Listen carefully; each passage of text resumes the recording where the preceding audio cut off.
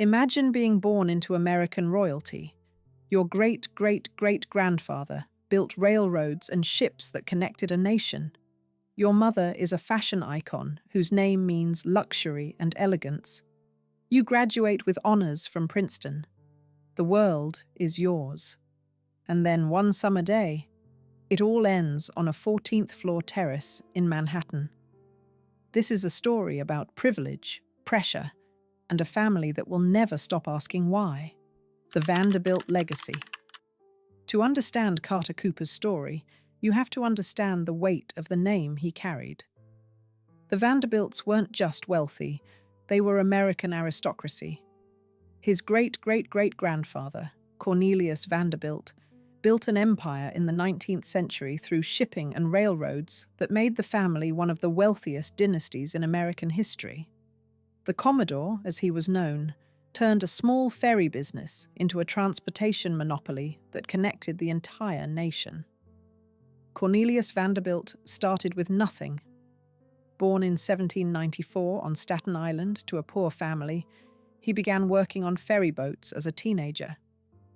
But he had vision, ambition, and a ruthless business sense that would make him one of the wealthiest men in the world. By the time of his death in 1877, his fortune was estimated at over $100 million, equivalent to billions in today's dollars. He controlled steamship lines that dominated water transportation along the East Coast and into the Caribbean. Then he pivoted to railroads, consolidating lines into the New York Central Railroad system that connected New York City to the Great Lakes and beyond. But the Vanderbilt fortune was about more than just money. It was about power, influence, and social standing. The family became the very definition of American aristocracy during the Gilded Age. By the time Cornelius's grandchildren and great-grandchildren came of age, the Vanderbilts were building monuments to their wealth that would become legendary. The Breakers in Newport, Rhode Island, a 70-room Italian Renaissance palace built by Cornelius Vanderbilt II in the 1890s. Marble House, another Newport mansion with a gold ballroom. Biltmore Estate in Asheville, North Carolina, the largest private home ever built in America, with 250 rooms, 35 bedrooms, 43 bathrooms, and 65 fireplaces, built by George Washington Vanderbilt II in 1895. These weren't just houses. They were monuments to wealth and power, declarations that the Vanderbilts had arrived at the pinnacle of American society. The family's influence extended into every corner of elite American life. They were major art collectors, filling their homes with masterpieces from Europe. They were philanthropists, endowing universities and cultural institutions. They married into European nobility, creating transatlantic dynasties. The Vanderbilt name appeared in society pages, at exclusive clubs, at events that defined high society. To be a Vanderbilt meant something. It opened doors. It granted access to worlds most people could never enter. But it also carried expectations. There was pressure to maintain the family's standing, to live up to the achievements of previous generations, to prove yourself worthy of carrying such a legendary name. And by the time Carter Vanderbilt Cooper was born in 1965, the family's fortune had been diluted through generations of descendants, multiple estates, lavish lifestyles, and poor financial management. The Vanderbilt wealth wasn't what it once was, but the name still carried all the weight of history and expectation. Carter Vanderbilt Cooper was born on January 27, 1965, in Manhattan. His mother was Gloria Vanderbilt, the heiress who'd transformed herself from a scandalous, poor little rich girl of the tabloids into a successful fashion designer and artist. Gloria's own childhood had been a nightmare, fought over in a bitter custody battle at age 10 that played out in newspapers across the country, raised without genuine parental love, shuttled between relatives and boarding schools. She'd been married 3 times before she met Wyatt Cooper, and those marriages had been disasters in various ways. But Wyatt was different. Wyatt Emery Cooper came from Quitman, Mississippi, from a modest background that couldn't have been more different from Gloria's world of wealth and privilege. He was a writer, a screenwriter, and an author with a deep sensitivity and emotional intelligence. He was handsome, thoughtful, and genuinely kind. When he and Gloria married, he brought stability, warmth, and real love into her life for the first time. Wyatt was determined to give their children the childhood Gloria had been denied, one filled with love, attention, intellectual stimulation, and emotional security. Carter had a younger brother, Anderson, born in 1967. The two boys grew up surrounded by art, culture, and intellectual conversation in the family's elegant Manhattan penthouse. Their home was filled with Gloria's paintings and collages, antique furniture, books lining every wall. It was a place where creativity and ideas were valued, where dinner conversations might range from history to politics to literature. Wyatt read to his sons constantly, talked with them about ideas, encouraged their curiosity about the world. He took them to museums and parks, engaged them in conversations that treated them as intelligent people worthy of respect, not just children to be managed. Despite the Vanderbilt wealth and all the privileges that came with it, Wyatt insisted on raising the boys with values and perspective. He wanted them to understand that their advantages came with responsibilities, that their famous name didn't make them better than anyone else. He emphasized kindness, empathy, intellectual honesty. He was present and engaged in ways that many wealthy fathers of that era were not. The family ate dinner together. Wyatt knew what his sons were studying, who their friends were, what they were thinking about. Carter attended the prestigious Dalton School on Manhattan's Upper East Side, one of the most elite private schools in New York. Dalton prided itself on its progressive educational philosophy, small class sizes, and emphasis on critical thinking. From an early age, Carter was clearly brilliant. His teachers noticed his exceptional intelligence, but also his curiosity and genuine love of learning. He wasn't just memorizing facts to get good grades. He was deeply engaged with ideas, asking questions that showed sophisticated thinking for his age. He loved reading, would spend hours absorbed in books about history and literature. Friends who visited the Cooper home remember Carter often sitting in a corner with a book, completely immersed in whatever he was reading. He was fascinated by how societies developed, how historical events shaped the present, how ideas moved through time and influenced cultures. Even as a child, he had that quality of thoughtful introspection that would define him throughout his life. But Carter wasn't just a bookish introvert. He had friends, participated in school activities, had a social life. People were drawn to him because he was genuinely interested in them. He had a gift for listening, for making others feel heard and valued. He asked questions not to show off his own knowledge, but because he wanted to understand different perspectives. Even among the children of Manhattan's elite, who often competed to prove themselves the smartest or most accomplished, Carter stood out for his humility and kindness. His striking looks, those hazel eyes, light brown hair, gentle features, came from both parents. He had Gloria's elegance and Wyatt's warmth in his face. But more than physical appearance, he inherited his father's emotional intelligence and his mother's artistic sensitivity. He saw the world through a lens that appreciated nuance, complexity, the shades of grey that exist in all human situations. And then, everything changed. In January 1978, Wyatt Cooper began experiencing heart problems. He was only 50 years old, but had a family history of heart disease. On January 5th, he underwent open-heart surgery at New York Hospital. The surgery should have been successful, But complications developed. Wyatt suffered a heart attack during the procedure and never recovered. He died on the operating table, leaving Gloria a widow and his sons without their father. Carter was 13. Anderson was 10.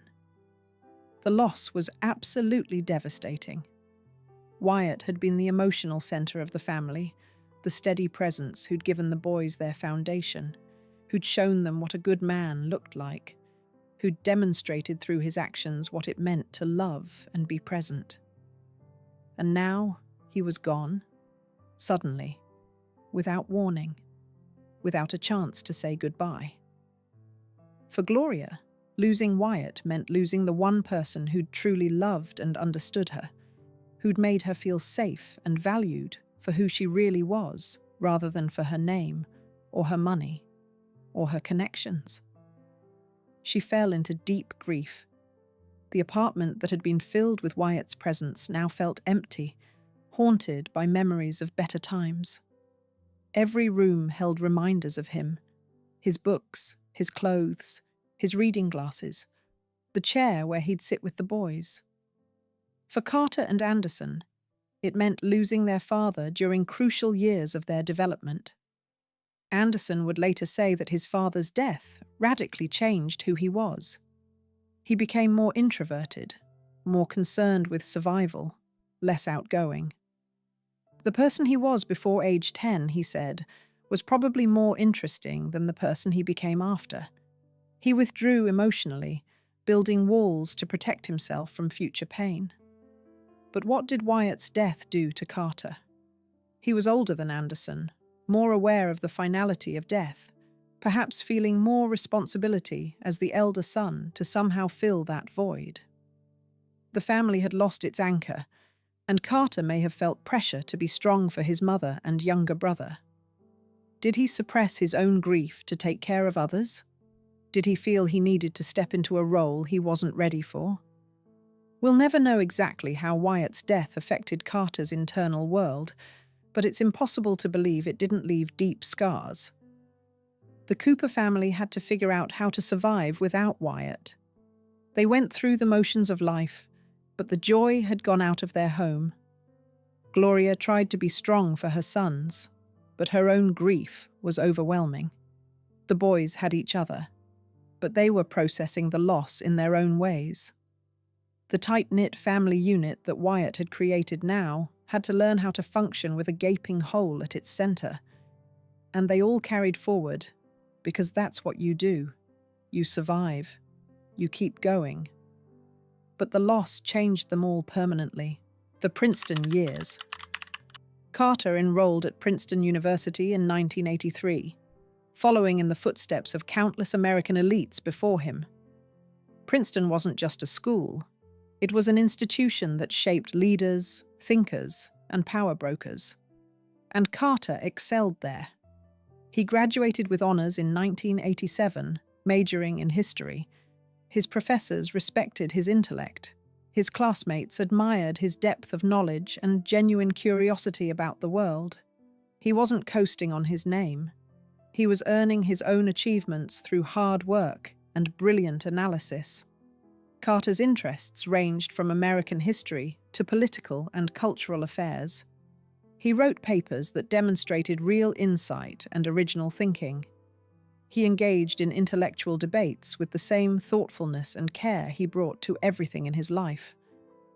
Friends from Princeton remember him as someone who listened more than he talked, who asked questions because he genuinely wanted to understand different perspectives. He had the rare quality of making other people feel heard and valued. In a place like Princeton, where egos can run rampant, Carter's humility and genuine interest in others stood out. During his time at university, Carter also maintained his close relationship with his mother and brother. He'd return to New York for holidays and breaks, spending time with Gloria in the family's Manhattan penthouse. The apartment was filled with his mother's artwork and collections, photographs and mementos from the family's history. It was home, the place where memories of his father still lived in every room. Anderson was at Yale by this time. and when both brothers were home, Gloria had her sons together. Those moments were precious to her. Her surviving family, intact despite the loss of Wyatt. After graduating from Princeton with honors in 1987, Carter began his professional career in publishing. He worked as a book reviewer and editorial assistant, roles that suited his literary interests and intellectual abilities. He joined American Heritage magazine, where his research and editorial skills were highly valued.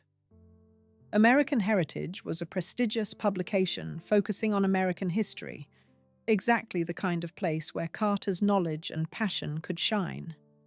His colleagues remember him as dedicated, intelligent, and easy to work with. He had that rare combination of brilliance and kindness that made people want to be around him. Carter also spent time in Washington, D.C., working with the Public Interest, a journal devoted to political and social policy. He was building a career in the world of ideas, contributing to important conversations about politics, culture, and society. His future looked bright. He was 23 years old, Princeton educated, working in meaningful roles, part of a legendary American family. What could possibly go wrong? But what nobody understood was what was happening inside Carter's mind. Depression doesn't care about your degree or your last name. It doesn't care that you're brilliant or kind or have every reason to be happy. It's a disease, an illness that distorts everything, that makes the world seem hopeless even when, objectively, everything looks perfect. The summer of 1988. By the summer of 1988, Carter had been seeing a therapist for about a month. He'd been dealing with depression, though the extent of his struggles wasn't fully understood even by those closest to him. Gloria Vanderbilt would later say that she believed an asthma medication he'd been prescribed, salbutamol, may have triggered a psychotic episode. The drug had known side effects that could include mental disturbances, and Gloria clung to this explanation for years, needing to believe there was a medical reason, something that could explain the inexplicable. But the truth is, we'll never really know what Carter was experiencing in those final days and hours. Depression and mental health crises don't always announce themselves clearly. Sometimes people hide their pain remarkably well. Sometimes there's a moment, an impulse that overwhelms all rational thought. And sometimes the people left behind spend the rest of their lives searching for answers that don't exist. July 22nd, 1988, started as an ordinary Friday. Carter was at Gloria's penthouse apartment on the Upper East Side. The apartment was on the 14th floor of the building, with a terrace that offered views of the Manhattan skyline. It was home, the place where Carter had grown up, where memories of his father lived in every corner. Anderson wasn't there. He was away, starting his own life and career. It was just Gloria and Carter. According to Gloria's account, which she shared years later in her memoir, A Mother's Story, and in conversations with Anderson, Carter had been sleeping. He woke up in what seemed like a dazed state. He came into the room where Gloria was, and something was clearly wrong. He seemed disoriented, not fully present. And then he went out onto the terrace. Gloria followed him, growing increasingly alarmed. Carter climbed up onto the terrace wall, a low wall that separated the terrace from a 14-story drop. He sat on the wall, 13 floors up, with 1 foot on the wall and 1 foot hanging over the edge. He kept looking down at the street far below. Gloria begged him to come back. She screamed at him. Over and over she pleaded, "Carter, come back. Carter, come back." For a moment, she thought he was going to listen. For a moment, there was a possibility that he would swing his legs back over, step down from that wall, and the day would end differently.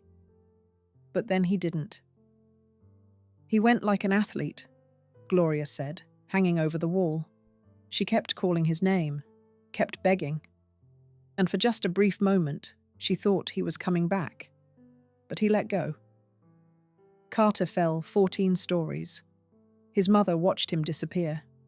The son she called her perfect child, the brilliant young man with his whole life ahead of him, was gone in an instant. Gloria later said there was a moment when she thought about jumping after him. But then she thought of Anderson, and that thought stopped her. If she jumped, Anderson would have lost his entire family, father, brother, and mother, before he was even 22 years old. Emergency services arrived. The police came. The investigation concluded quickly. There was no note. Toxicology reports showed no drugs or alcohol in Carter's system. It was ruled a death by a certain method. A young man in crisis who'd made a decision in a moment that couldn't be taken back. Carter Vanderbilt Cooper, 23 years old, Princeton graduate, thoughtful and kind, was dead. And nothing would ever be the same again for the people he left behind. The aftermath. Anderson Cooper was 21 years old when he got the news that his brother was gone. He wasn't there when it happened. He didn't see it, didn't hear his mother's desperate pleas, didn't watch Carter fall. But the impact on Anderson was immediate and permanent. In interviews decades later, he would say he thinks about his brother and his death every single day. Every single day. Not some days, not often. Every day. For Gloria Vanderbilt, witnessing her son's death was a trauma that would define the rest of her life. She stayed in bed for days, crying, unable to process what had happened. Friends came and went. Carter's friends visited, and Gloria would look into their eyes with what Anderson described as wild desperation, searching for some explanation. But no one had answers, and so Gloria would tell the story of what happened, going through every detail, reliving those final moments over and over, wondering if there was something, anything, she could have done differently. She replayed it constantly in her mind. What if she'd moved toward him? Would that have startled him into falling? Or could it have given her a chance to pull him back? What if she'd said something different? What if? What if? What if? The questions haunted her. She wrote in her memoir that she wanted to die in the aftermath, that the only thing keeping her alive was going over the pain again and again. The first Christmas after Carter's death, Gloria and Anderson went to the movies and then to an automat. From that point forward, they never really celebrated Christmas again. The holiday was ruined forever, associated with that first terrible Christmas without Carter. Anderson struggled to grieve while watching his mother's anguish. For days, he'd lay next to her in bed, holding her, talking with her, listening as she went through the story another time. But eventually he reached a point where he couldn't listen anymore. He couldn't hear her relive it again. The repetition was too painful, and he needed to try to move forward somehow, to find a way to survive this devastating loss. But how do you move forward from something like that? Anderson would later say he spent years wondering if he, too, would end up suffering from depression like his brother. Would he inherit that darkness? Was he safe? Or was the same fate waiting for him somewhere down the line? The fear was real and persistent. Loss became a theme in his work and his life. He became fascinated by questions of survival. Why do some people thrive in situations others can't tolerate? Would he be able to survive and get on in the world on his own? His brother's death sparked Anderson's interest in journalism. He initially tried to get entry-level work at networks, but was unsuccessful. Eventually, he found his way to Channel One, a small news agency that broadcasts to schools. But Anderson didn't want to sit at a desk. He wanted to go to combat zones. So he took a camera and, by his own admission, snuck into Burma and then Somalia in 1992 during the famine. He was drawn to places where life and death were immediate concerns, where everything was raw and real. He needed that after losing his brother. He couldn't stomach dinner party conversations about trivial things when he'd experienced profound loss. He needed to be around people facing real struggles, real survival. Anderson's early career choices were unusual for someone from his background. Most people with Vanderbilt connections would have walked into comfortable positions at major networks or media companies. But Anderson deliberately chose the hard path, the dangerous path. He went to war zones, disaster areas, places where Western journalists rarely ventured. In Somalia, he witnessed the horror of famine and civil war. He saw children starving, families destroyed, a nation collapsing. These experiences were transformative. They gave him perspective on suffering, on resilience, on the arbitrary nature of who lives and who dies. Looking back, Anderson recognized that much of his early foreign reporting was about testing himself, about not being sure he could survive, about wanting to be in situations where survival was an actual question. It was his way of processing the trauma, of trying to make sense of a world where brilliant young men from perfect families could suddenly be gone for reasons no one fully understood. Every dangerous assignment was partly about proving to himself that he could handle adversity, that he wouldn't break under pressure, that he was tougher than the darkness that had claimed his brother. Carter's death also created an unbreakable bond between Anderson and Gloria. They were the two remaining members of their immediate family. They'd both lost Wyatt. Now, they'd both lost Carter. They only had each other. That closeness defined the rest of Gloria's life and shaped Anderson into the person he became. When Gloria turned 91, Anderson made a deliberate decision to have intentional conversations with her because he didn't want there to be anything left unsaid between them. His relationship with his father hadn't been as open. Wyatt died when Anderson was still a child. Anderson didn't want to have regrets with his mother. They communicated through emails for a year, which eventually became the book The Rainbow Comes and Goes, A Mother and Son on Life, Love, and Loss. It was an attempt to preserve their relationship, to document it, to leave nothing unresolved. When Gloria died in June 2019 at age 95 from stomach cancer, Anderson had the comfort of knowing they'd said everything that needed to be said. They'd spent Gloria's final 2 weeks together before she passed, and Anderson discovered during that time that they laughed the same way, something he'd never noticed before. After Gloria's death, her artwork found a place in Anderson's New York City home, keeping her presence alive. But even decades later, even after building a successful career and starting his own family, Anderson struggles with his brother's loss. In 2019, on the 31st anniversary of Carter's death, Anderson posted photos on social media of them together as boys and wrote that he still finds it hard to comprehend that his brother took his own life at only 23. He admitted there's not a day that goes by when he doesn't think of Carter and miss him terribly. He still wonders what Carter would be doing, who he would be, what conversations they might have had. Anderson told Howard Stern in 2014 that he'll always struggle with the why. With situations like this, he explained, we want to think it's clear, but it's not. That's the horrible thing.